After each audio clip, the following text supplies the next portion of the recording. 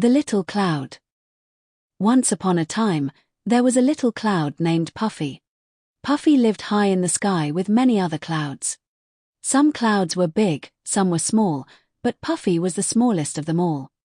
Every day, Puffy would float across the sky, watching the other clouds grow bigger and change into beautiful shapes. He wanted to be big and important, too. One day, the big clouds began to gather together. They started to look darker and heavier. Puffy felt nervous. He had never seen clouds like this before. "What's happening?" Puffy asked one of the older clouds. "The big clouds are going to bring rain," the older cloud explained.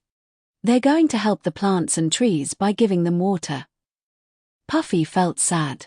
He wanted to help too, but he didn't know how. He was too small to bring rain like the other clouds. As Puffy floated along, he saw a dry field below. The grass was brown, and the flowers were wilting from lack of water. Puffy wished he could help. Suddenly, Puffy had an idea. "I may be small, but maybe I can still do something," he said to himself. Puffy started to gather all the moisture he could from the air. It took time, but he was determined.